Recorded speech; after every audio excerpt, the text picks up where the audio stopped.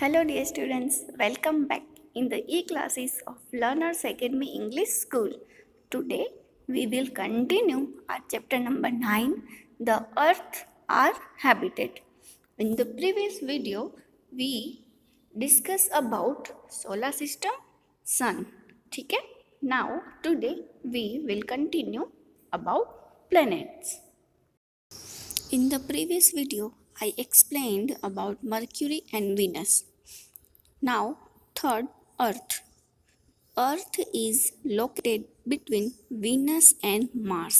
जो अर्थ है वो वीनस और मार्स के बीच में है.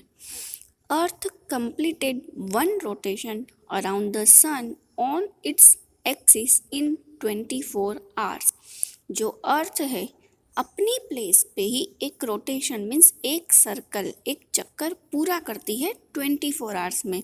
मीन्स अपनी प्लेस पे ही आप खड़े रहिए, ठीक है, और यहाँ से पूरा गोल घूम जाइए तो उसको हम कहेंगे रोटेशन. ठीक है, अपनी प्लेस पे ही खड़े रह के राउंड में मूव करना मीन्स रोटेशन. तो अर्थ को रोटेट करने में सन के अराउंड वो कर रही होती है, तो अपनी एक्सिस पे ही रोटेट करने में इसको 24 आवर्स लगते हैं. While the earth completes one revolution around the sun in 365 days. अभी 365 डेज है ना, वो सन के अराउंड रिवॉल्यूशन कंप्लीट करने में लगता है. अभी रोटेशन और रिवॉल्यूशन में आपको बताऊं. देखिए, रोटेशन मीन्स अपनी प्लेस पे ही खड़े रह के एक पर्टिकुलर प्लेस पे ही खड़े रह के राउंड घूमना, ठीक है, मूव करना, गोल गोल घूमना. और रिवॉल्यूशन, देखिए कई बार हम मंदिर में जाते हैं तो दर्शन करने के बाद जो मंदिर होती है मंदिर के सराउंडिंग गोल गोल चक्कर लगाते हैं, मीन्स वो रिवॉल्यूशन. ठीक है, मंदिर के आजू बाजू में पूरे चक्कर लगाते हैं ना गोल गोल, वो रिवॉल्यूशन. और रोटेशन मीन्स एक जगह पे ही खड़े रह के एक पर्टिकुलर प्लेस पे ही खड़े रह के राउंड में घूमना, वो होता है रोटेशन. तो जो अर्थ है उसको रोटेशन में ही अपनी प्लेस पे ही खड़े रह के चक्कर लगाने में एक रोटेशन के लिए 1 डे मीन्स 24 आवर्स लगते हैं. और रिवॉल्यूशन मीन्स सन सेंटर में ही है और सन के अराउंड पूरा सर्कल में चक्कर लगाने में इसको रिवॉल्यूशन में इसको 365 डेज लगते हैं. ठीक है, event such as a day and night and the changes of seasons can only be seen here. Earth has one satellite moon. अभी देखिए, डे और नाइट चेंज होते हैं. डे और नाइट कैसे चेंज होते हैं? रोटेशन की वजह से. और सीजन्स चेंज क्यों होती है? रिवॉल्यूशन की वजह से. ठीक है, एक बार मैं फिर से आपको बताऊं, डे और नाइट. अभी आप एक प्लेस पे खड़े हैं, ऐसे खड़े रहिए जहाँ पे लाइट जो रोशनी है ट्यूबलाइट की वो आपके ऊपर गिरे. अभी आप हाफ चक्कर लगा लेंगे तो जो लाइट की रोशनी आपकी पीठ के साइड आ जाएगी, है ना. मीन्स डे और नाइट ऐसे चेंज होते हैं. ठीक है, रोटेशन और रिवॉल्यूशन, सीजन. ठीक है, जो अर्थ है ना उसको खुद की सैटेलाइट है, उस सैटेलाइट का नाम है मून. नेचुरल सैटेलाइट है. ठीक है, चलिए अभी हम मून के बारे में कुछ देखते हैं. Moon, it is the only satellite of earth. जो मून है वो सिर्फ अर्थ की ही सैटेलाइट है, अर्थ के सराउंडिंग वो घूमती रहती है. It takes about 27.3 days to complete it rotation on its axis around sun. अभी जो मून है उसको एक रोटेशन कंप्लीट करने के लिए 27.3 डेज का टाइम लगता है. ठीक है, there is no atmosphere on the moon. Moon के यहाँ पे कोई भी एटमोसफियर नहीं है. There is no life on it. और मून के यहाँ पे कोई लाइफ भी नहीं है. As there is no water and atmosphere above the moon. अभी लाइफ भी नहीं है, एटमोसफियर भी नहीं है. ऐसा क्यों? क्योंकि वहाँ पे वाटर नहीं है. देर इज़ नो वाटर, ठीक है, and atmosphere. It is non luminous body. Means जो मून है ना वो खुद की ही रोशनी से नहीं चमकता है. तो जो मून है उसमें शाइनिंग तो है ही, तो वो कहाँ से आई?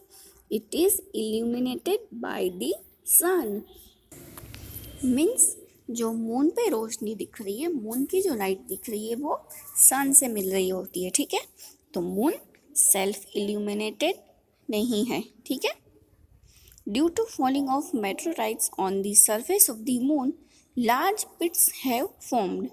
Extinct extincts means dead. Volcano are found here. तो जो सन की रोशनी है, जो सन की लाइट है, वो मून के सरफेस के ऊपर आती है और इसकी वजह से वो मून है वो शाइन करता है, चमकता है, ठीक है।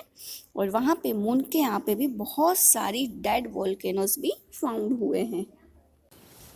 Now next 4th number, Mars. It is beautiful red coloured illuminated planet. जो मार्स है वो रेड कलर का इल्यूमिनेटेड प्लैनेट है, ठीक है।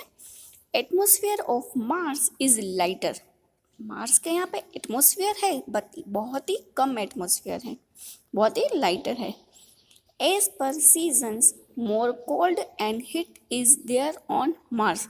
जैसे ही सीजन्स चेंज होती है तो सीजन्स के अकॉर्डिंग कोल्ड भी बहुत ज़्यादा है और हीट देखें तो वो भी बहुत ही ज़्यादा है, ठीक है। इट हैज़ 2 सैटेलाइट्स, और मार्स की 2 सैटेलाइट्स हैं।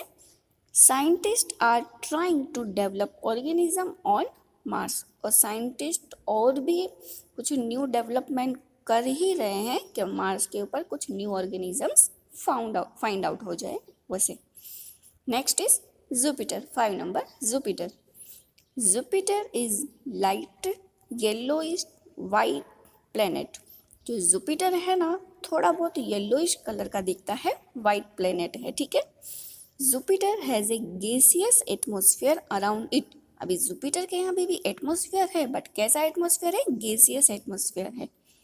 This planet is believed to be very cold, और ऐसा बिलीव है कि जो जुपिटर प्लेनेट है बहुत ही कोल्ड प्लेनेट है। It is a largest planet of solar system. Largest means solar system के जितने भी प्लेनेट है, 8 प्लेनेट, उन सब में से सबसे बड़ा लार्जेस्ट प्लेनेट कोई है तो वो है जुपिटर। It has 79 satellites. कितनी सैटेलाइट्स है जुपिटर की? 79।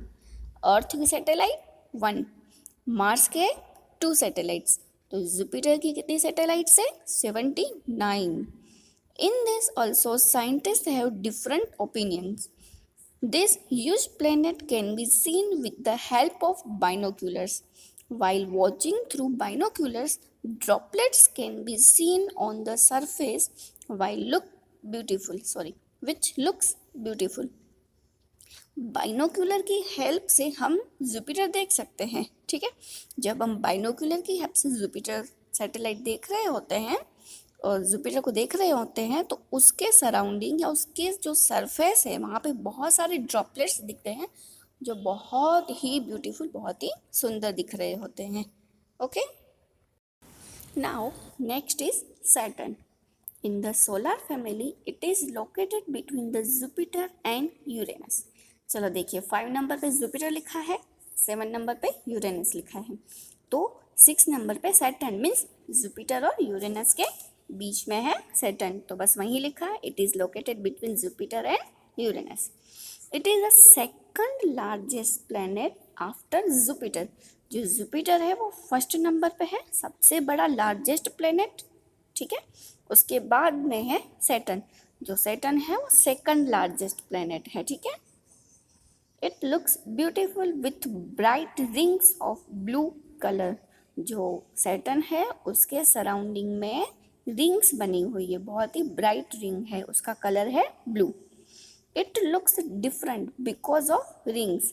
जो सैटर्न प्लैनेट है वो सबसे अलग दिखता है, क्यों? क्योंकि रिंग्स है वहाँ पे, रिंग्स की वजह से। This rings looks like a turban worn on the head. ऐसे लग रहा है कि जैसे किसी ने सिर के ऊपर पगड़ी पहनी हो, वैसे उस तरह की वो रिंग्स दिख रही होती हैं। Saturn is also called turban planet, और इसकी वजह से सैटर्न को टर्बन प्लैनेट भी कहते हैं।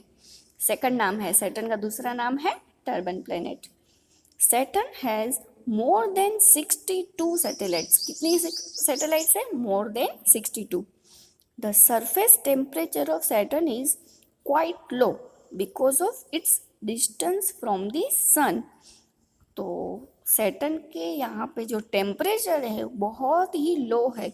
लो क्यों है? क्योंकि वो सन से काफ़ी दूर है, सन से दूर होने की वजह से उसका जो टेम्परेचर है वो लो है, ठीक है।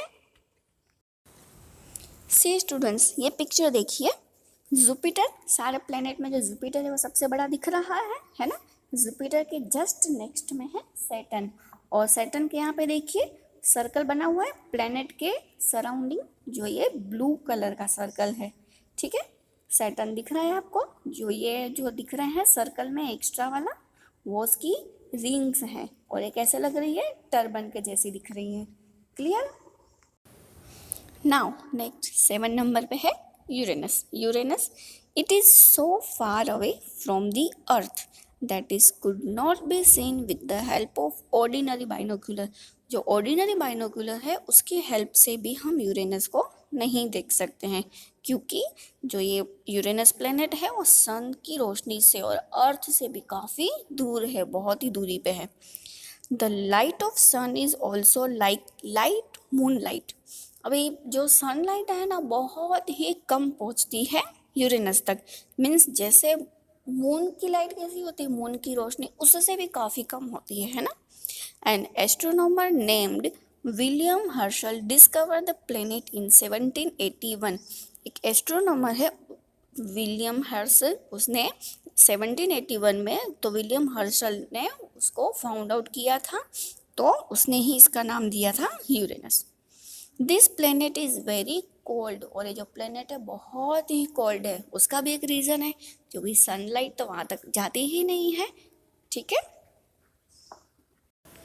Now last one, number 8 planet है Neptune. This planet is green in colour. ये जो प्लेनेट है वो ग्रीन कलर का है। Its atmosphere contains a toxic gas called methane, और उसके एटमॉस्फेयर में एक गैस है टॉक्सिक गैस, उस गैस का नाम है methane. Seasonal variation is observed on this planet like earth. Earth के ऊपर जैसे सीजन्स चेंज होती है वैसे ही सीजनल वेरिएशन भी नेपच्यून प्लेनेट में ऑब्जर्व किया गया है, ठीक है। अभी आपको 8 प्लेनेट्स के नाम है वो अकॉर्डिंग लोकेशन याद रखने हैं। मैं आपको ये पिक्चर में वापस अगेन वो दिखा रही हूँ। My very excellent mother just served us noodles, जैसे हमने पहले डिस्कस किया था। माय का एम मीन्स मर्क्यूरी, वेरी का वी वीनस, एक्सीलेंट का ई अर्थ, मदर का एम मार्स, जस्ट का जे जुपिटर, सर्व्ड का एस सैटर्न, अस का यूरेनस, नूडल्स का एन नेपच्यून। तो आपको my very excellent mother just served us noodles ऐसे करेंगे। ये लाइन याद रहने से आपको लोकेशन वाइज सारे प्लैनेट्स याद रह जाएंगे, और ये प्लैनेट हमको अकॉर्डिंग लोकेशन ही याद रखने हैं। और जुपिटर लार्जेस्ट प्लैनेट है, सेकंड लार्जेस्ट प्लैनेट सैटर्न, ये भी याद रखिएगा। और यूरेनस क्या है, वहाँ पे एक साइंटिस्ट का एस्ट्रोनॉमर का नाम दिया हुआ है, और सैटर्न का दूसरा नाम है टर्बन प्लैनेट्स। ये सारी चीज़ें हमें याद होनी चाहिए। अर्थ को रोटेशन में 24 आवर्स लगते हैं, एंड रिवॉल्यूशन के लिए 365 डेज, वो भी याद रखिएगा, ठीक है स्टूडेंट्स। एंड जो मार्स है वो रेड कलर प्लैनेट है, ठीक है। जो मून है वो सेल्फ इल्यूमिनेटेड नहीं है, नॉन ल्यूमिनियस है वो जो मून है, ठीक है। ये सारी चीज़ें आपको याद होनी चाहिए। रेड कलर प्लैनेट कौन सा है, मार्स। मर्क्यूरी सबसे फर्स्ट वाला प्लैनेट है, येलोइस्ट कलर है, ठीक है। फिर मर्क्यूरी के बाद वीनस, वीनस के नेक्स्ट में अर्थ है, अर्थ में रोटेशन एंड रिवॉल्यूशन होता है। Rotation 24 hours, revolution 365 days. Jupiter largest planet, ये सारी चीज़ें याद रखिएगा प्रॉपरली।